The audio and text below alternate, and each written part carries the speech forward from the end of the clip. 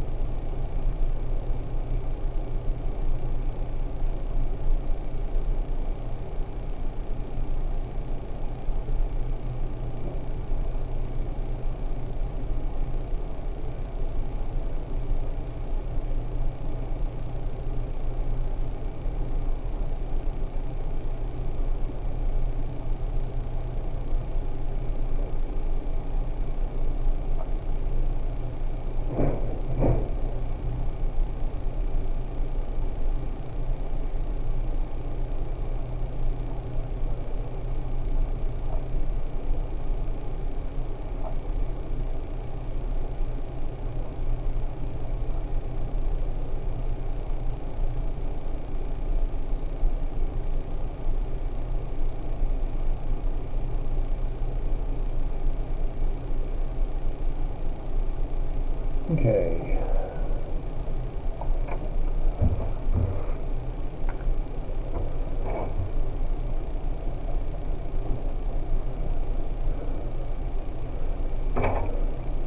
All right, before we get started, I need your computer number.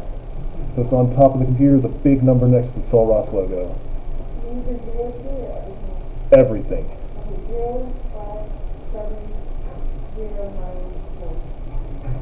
And your last name?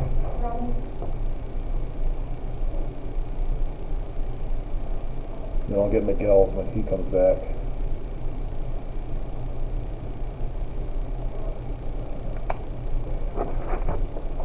Alright. So, couple things. First of all, quiz is due today. So if you haven't gotten it in yet, I think you did. Yeah. So you're fine on that. We'll be going over that on Wednesday. I'll be getting the grades back to everybody on Tuesday, tomorrow. Also, Mr. Mazinski is about to have his exam. I think that's next week. Yeah. I'll be handing out or emailing out a review later today through email. So just be watching for that. Let's see. What else? Can't think of anything else. I'm going to need your computer number. Your computer number, I'm going to need it. Computer number? Yeah, where you sit. Right there. Use this one as well? Yeah. 057391. And last name? Garcia? Okay. Alright. So I was just saying that the quiz is due today. I'll be getting the grades out tomorrow. So, one more thing that we need to go over before we see the exam is exponents, which we've kind of looked a little bit about exponents, but we're about to hit the properties of them now. So one thing that I want to point out before we get into those properties is, remember that when we're talking about exponents, like x squared, this represents an amount of times that we're multiplying x. So x squared is x times x. It's x multiplied by itself. So 2 x's. which then it goes to reason that something like x cubed, or x to the third power, would be x times x times x. Pretty obvious, right? Okay. Now this is important for when we start looking at the properties of exponents. What happens to them when we start doing some operations? So the first one, let's say that we have something like x squared times x cubed. Okay. Let's expand this to see what happens. So by expand, I mean replace x squared and x cubed with what we know they represent. So x squared is x times x.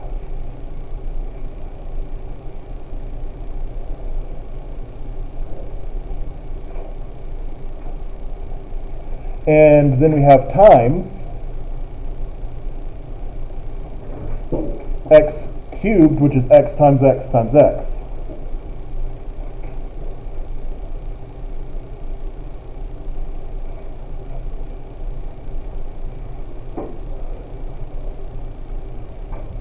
Well, what we have here is just a series of multiplying x's, just like a power. So the real question here is, how many x's do we have multiplying? We have 1, 2, 3, 4, 5 of them. So we can say that the result of x squared times x to the third is x to the fifth.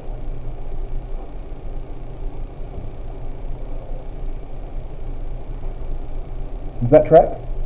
Make sense? Okay. Well then, if that's true, then there's another way to think about this. We have 2 x's here. We have 3 x's here. How many do we have total? There's the key word, total. Total also means add, doesn't it? So what we can really do here, if we want to skip over this kind of thing,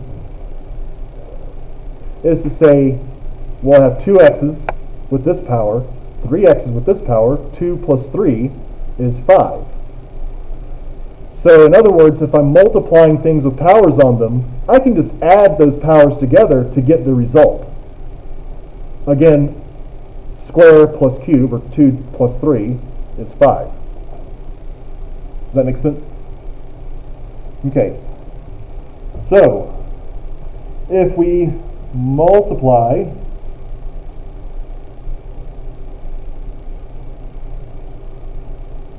numbers with powers,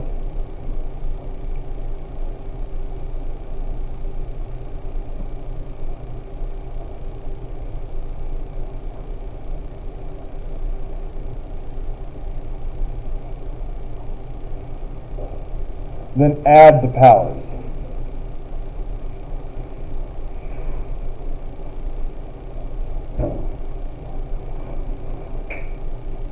Make sense? Any questions? Yeah. Last Thursday, I came to class and I was about it. Well, we don't have class on Thursdays. Really? No, it's Monday, Wednesday, Friday. I mean, yeah. Was it Friday? Friday. Okay, that makes more sense. No, there was no class Friday. We were just having a quiz. Did you get it in the email? You didn't get it in the email? Okay. So first of all, I need your last name. Yes. Yeah. And while we're at it, can you give me the number on top of your computer? That's usually my feature. Which one? No, I usually say right there. Do you mind sending that one? Okay. Are you talking about the number? Are you talking about the exponent?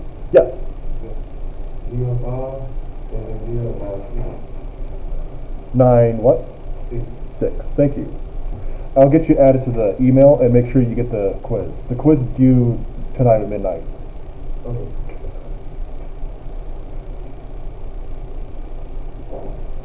All right. So yeah, again, what we're talking about here is that the powers represent how many of these things we have. So if we add these powers together, we get the total of how many of those things we have. And this doesn't have to be x, it could be any kind of thing. Like it could be 5. So if we had 5 squared times 5 cubed, we know the result would be 5 to the 5th power. And we could do that instead of having to multiply these together. Any other questions? None? All right. So what if we do the opposite? Instead of multiply, what if we divide? So something like x cubed over x squared.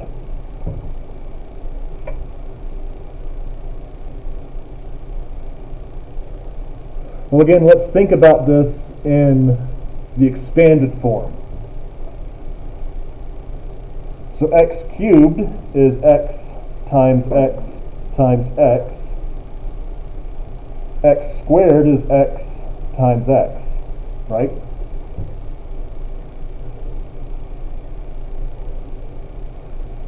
Well, looking at this, remember that if we have common factors, or in other words, these are multiplying, this is dividing, multiply and divide are opposite. If we have common factors, we can cancel anything common. So like these two x's match, they're common, we can cancel them. These two x's also match, they're common, we can cancel them. Leaving us with just one of these x's left over, and it's on top. So we have x to the first left over.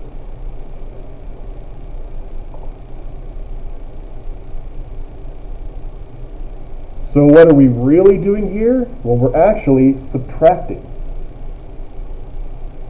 So another way to look at this is to say if I have some power, something with a power, divided by something else with a power, I can subtract those powers. So 3 minus 2 is 1. Does this make sense? Again, it's the opposite of this. If we multiply things with powers, we add them. Well, the opposite of multiply is divide, so if we divide things with powers, we subtract them.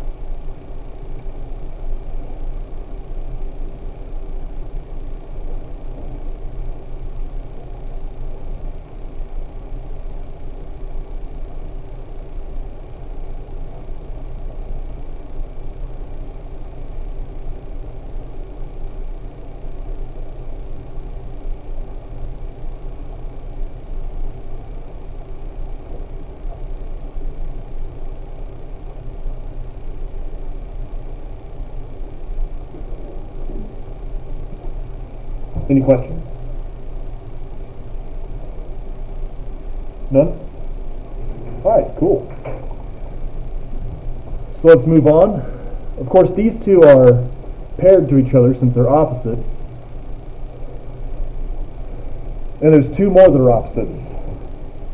First, we can also raise a power to another power. So something like x squared raised to the third power. Again, this is what we would call a power to a power. So 2 to the third. Power 2 raised to the third power.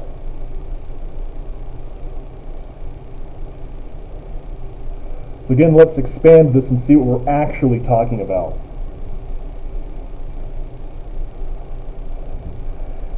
A power, in this case third power, tells us how many of these things are multiplying. Just like up here where we had x to the power 3, that means we have x times x times x. Here, we have x squared to the power 3, so we're going to have x squared times x squared times x squared. Again, 3 times.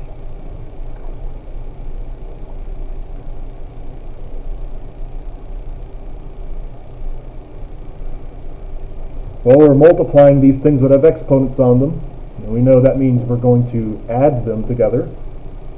So 2 plus 2 plus 2 is 6. So we get x to the 6th. Again, there's a different way to look at this, though. And that is to say that if each of these says how many x's we have, Well, then this says that we have three 2x's. Three of two pairs of x's. Well, in other words, we can multiply. So 2 times 3 is 6. So when we raise a power to a power,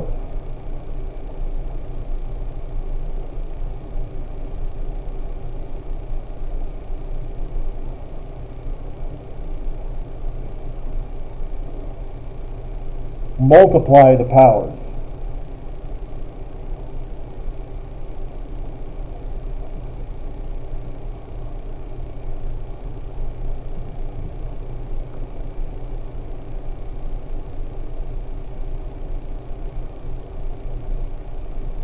Any questions? None? Okay. One last one then. So you're raising a power to a power here. The opposite of raising something to a power is taking a root. So that would be something like the square root of x to the fourth.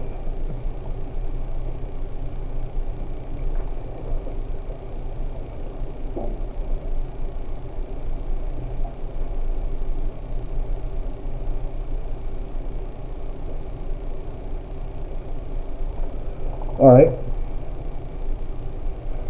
Well, to expand this one, what we would do is we'd find the factors of x to the fourth, which that would be x squared and x squared. And the root 2, tells us that we want pairs of things. Well, there's a pair right there.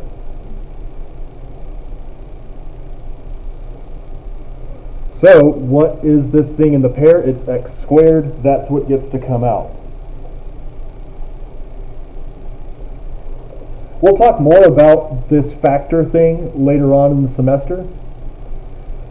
But for right now, what I want you to think about when you see a root of a power is to divide this power by the type of root. So 4 divided by 2 is 2. Make sense? So if we take a root of a power,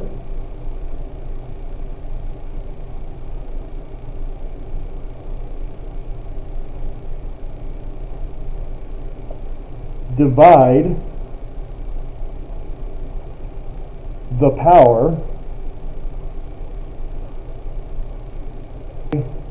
the root.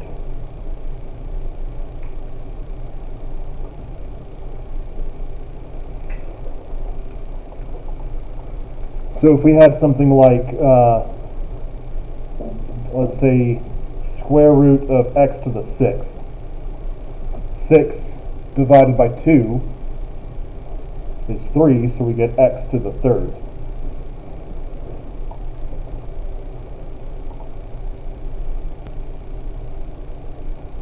Does that make sense? Any questions? None? Okay. So these are the 4 main principles of powers. Again, if we multiply two numbers that have powers on them, we will add those powers together. So 2 plus 3. If we divide things that have powers on them, we subtract those powers. So 3 minus 2 equals 1. If we raise a power to another power, in this case power 2 raised to the third, we multiply, so 2 times 3 is 6. And lastly, if we take a root of a power, we divide the power by the type of root, so 4 divided by 2 is 2. Or in this case, 6 divided by 2 is 3.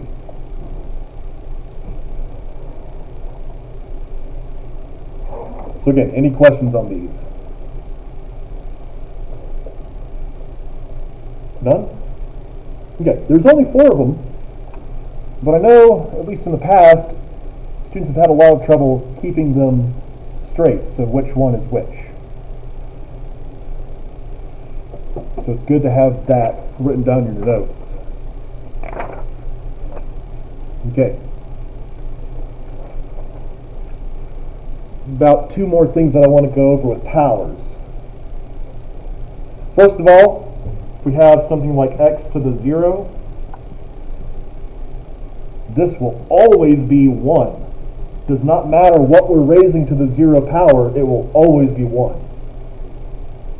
So even though we don't know what x is, since it's being raised to the 0 power, we know that the whole thing equals 1.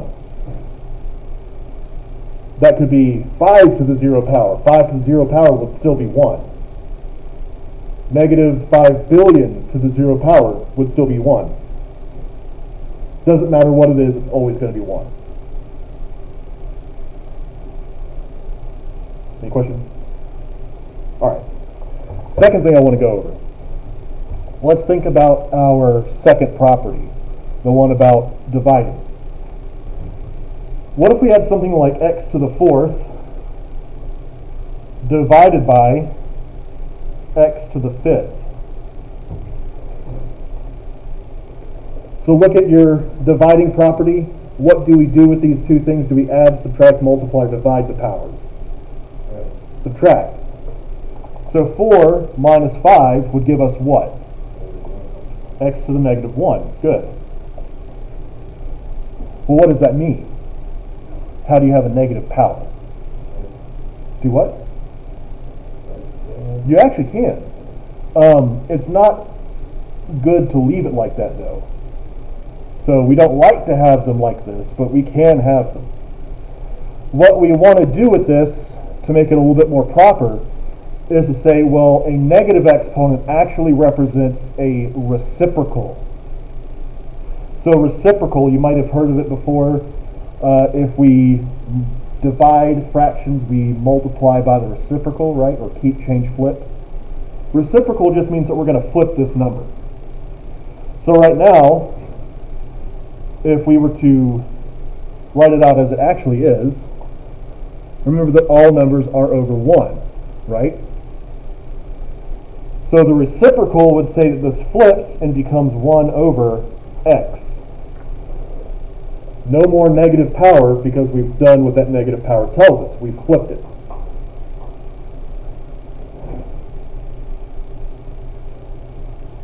Any questions? Okay. Another way to look at this is we can say, all right, we have powers here.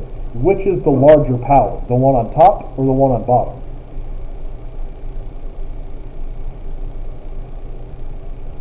Which is bigger, 4 or 5? 5, yeah. Which means we have more x's on the bottom, right? So that means when we do this and start canceling those x's, we're going to have 1 left over on the bottom. So it will be, well, there's nothing left on the top, so we leave that as 1 over x. Because there's something left on the bottom there. I'll give you another one.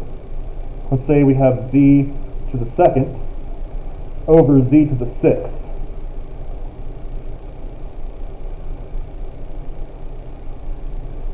Okay, again, we're going to subtract them, but hold on. Let's think about it. Which one is bigger? 6 power, and it's on the bottom. Which means we know we're going to have stuff left over on the bottom. So we can say, all right, this is going to be 1 over something on the bottom here, z to the something. What is the difference of 6 and 2? 4. So it's 1 over z to the 4th. Perfect. Very good.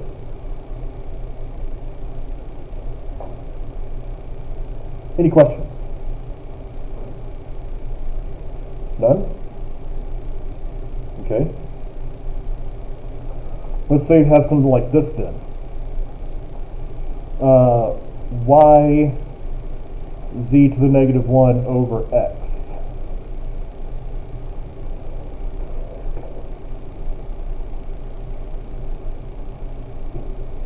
We know that z to the negative 1 represents a reciprocal, right? Which means it's going to flip. Now you could do a whole lot of math and say, well, this is really 1 over z up here on the top, and then we multiply things and then divide, and it gets kind of complicated. Or we can say, all right, well, I know it flips. I know eventually it's going to get to the bottom, so this is really just y over xz. Just flip it down.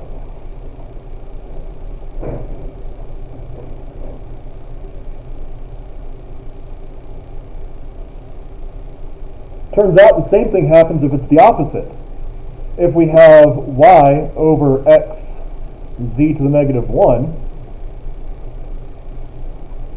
again, that negative 1 power tells us that it's going to flip.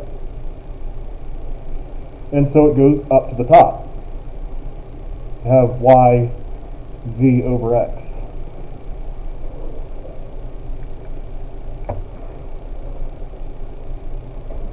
So it doesn't matter where it is, it doesn't matter where that number is. If it has a negative exponent on it, it's just going to change the position that it's currently in. So if it's in the top, it'll go to the bottom. If it's in the bottom, it'll go to the top. Any questions? Okay. So we know what positive powers do. That's what all of this was about. But if we have 0 power, it's always going to be 1. And if we have a negative power, it's just going to change the position of that number. That is all it's going to do. Any questions? All right. Let's try a couple of examples.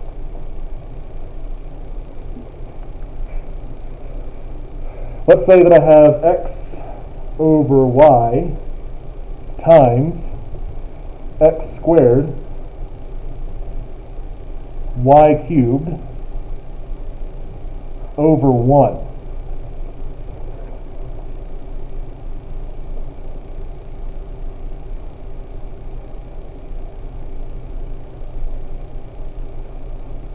First, let me ask you this. Is this an expression or an equation?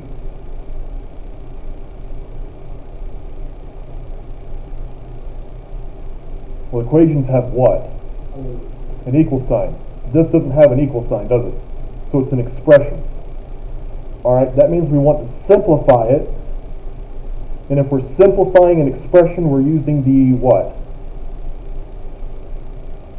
It's written on the board over there. Other board. There you go.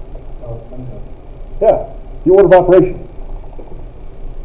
Okay, does not matter that we're doing these properties of exponents, it's still order of operations. So do we have parentheses? Nope. Do we have exponents? Yeah, we do. Let's see, I've got x squared and y to the third. Can I do anything with x squared? Yeah, I'd have to know what x is in order to take that exponent. So can't do anything on that step. After exponents comes what? Multiply. And we've got multiply. And we can do that multiplication. We've got this fraction times this fraction. Now remember that when we multiply fractions, we multiply the top parts together and we multiply the bottom parts together. So the bottom part for this one's pretty easy. What's y times 1? Y. Good. Alright, now that top part, I've got x times x squared y to the third. Now x can't really multiply by this y to the third, but it can multiply by this x squared. What is x times x squared?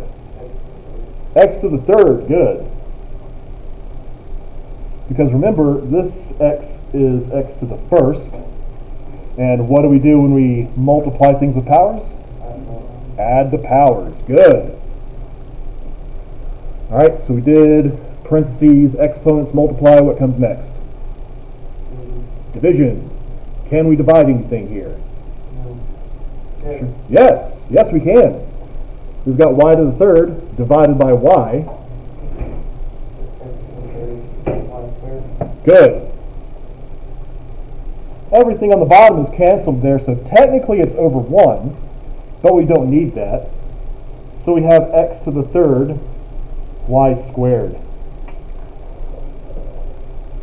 And after division is add and subtract, but I don't see any add and subtract here, so we're done. Any questions? None? Making sense? Good, good. Let's do another one.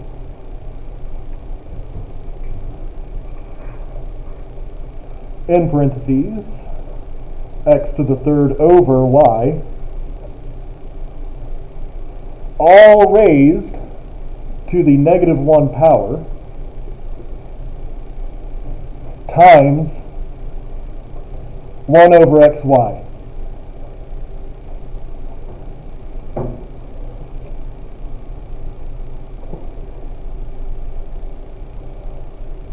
All right, again, this is an expression. We want to simplify it, so we're going to use order of operations.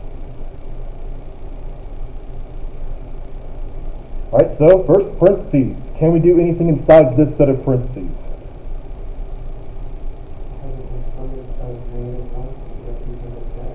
Technically it's outside, but you're good, yeah. There's nothing we can do inside of this set of parentheses, so we move on, and we get to that exponent. So we raise everything to negative 1. Good. So we have x to the third raised to the negative 1. What are we doing between these two powers? If we're raising a power to a power? Multiply. So 3 times negative 1 is negative 3. So we have x to the negative 3. And then y is also being raised to that power. Y to the negative 1. Remember, all that can do is flip things. It cannot make it negative. Oops, that should be an arrow. All right. And this is still 1 over xy.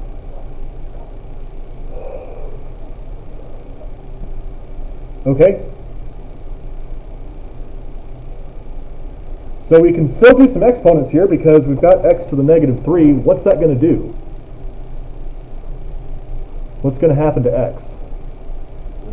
It's going to flip. So right now it's in the top, it's going to go to the bottom. Y is also being raised to a negative power, so what's going to happen to it? Flip. Where's it going to go? To the top. So these are going to basically change their positions. So now we have y over x to the third times 1 over xy. And now we can multiply. So what do we get on top? Y. This y times 1 is y. And then on bottom, what do we get?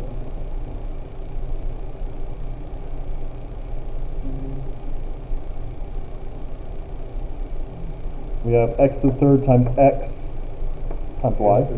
X to the fourth. Good. One last thing. We can divide. Yeah. Y's cancel.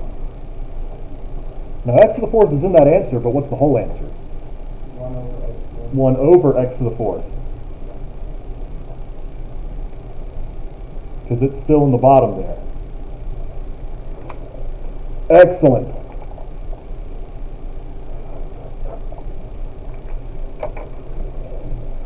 Any questions?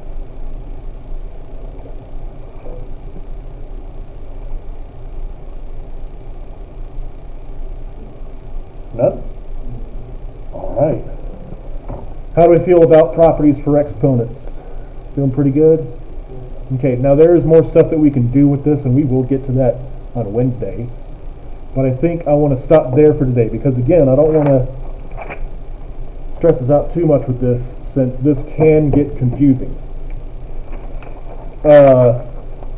Also, like I said in the beginning of class, there will be a review that I'll send out later on today through email, so watch out for that review. And if you have not turned in the quiz, make sure you do that before midnight tonight. And I'll get that quiz to you. Do you have the right email? Let me check and make sure. Looks like you got removed for some reason. Kendrick, is your email KJJ19? Okay. Alright, I've added you again. Let's hope it stays this time. And I'll send you the email. You have a good one.